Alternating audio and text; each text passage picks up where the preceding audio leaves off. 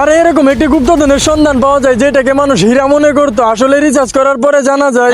দেখো 2018 সালে আমেরিকায় একটি লোকের বাসার বারিন্দার মধ্যে থেকে আগুন বের হতে শুরু করে, যার কারণে সে ফায়ার সার্ভিসকে কল দেয়, দিয়ে বলে যে আমার বাড়ির মধ্যে থেকে আগুন বের হচ্ছে। আর সেই আগুনটা পুরো 45 মিনিট ধরে জ্বলছিল, যার কারণে সেইখানে একটি ভয়ানক গর্ত হয়ে যায়। আর মানুষ মনে করতো সেইখানে একটি গ্যাস লাইনের পাইপ ছিল, যার কারণে সেটা লিক হয়ে যায় আর আগুন বের হতে শুরু করে। কিন্তু আসলে সেইখানে কোনো গ্যাস লাইনের পাইপ ছিল না। আর কিছু মানুষ মনে করে মনে হয় আগুনের গুলা আকাশ থেকে এখানে পড়েছিল, কিন্তু আকাশ থেকে আগুনের গুলা পড়লে সেই বাড়ি সহ সেই বাড়িওয়ালা দুনিয়া থেকে উধাও হয়ে যাইতো। তারপর রিসার্চ টিম সেটাকে ভালোভাবে রিসার্চ করতে শুরু করে। আর রিসার্চ করার পরে তারা একটি পাথর পায়, যে পাথরটি একটি মানুষের মাথার সমান। আর সেই পাথরটি দেখতে একটু অদ্ভুত ছিল, যার কারণে কিছু মানুষ মনে করতেছিল এটাকে কেউ এইখানে রেখে গেছে। আর কিছু মানুষ মনে করতেছিল মনে হয় এলিয়েন এসে এটাকে এখানে রেখে গেছে, যার কারণে দূর দূরান্ত থেকে মানুষ সেটাকে দেখার জন্য সেইখানে আসে আর ছবি তুলতে শুরু করে। কিন্তু হ্যারি নামের একটি সায়েন্টিস্ট সেটা নিয়ে রিসার্চ করতে শুরু করে। আর সে রিসার্চ করার পরে জানতে পারে সেটা আসলে একটি কাচের টুকরো ছিল, যেটার উপর আঘাত করা মাত্রই সেটা দুই টুকরো হয়ে যায়। কি বুঝতে পারলা? বাড়িওয়ালা তো মনে করছিল সে বাদশা হয়ে গেছে। আর আমি তো বাদশা হোমো, চ্যানেলটা সাবস্ক্রাইব করলে জলদি কইরা দাও।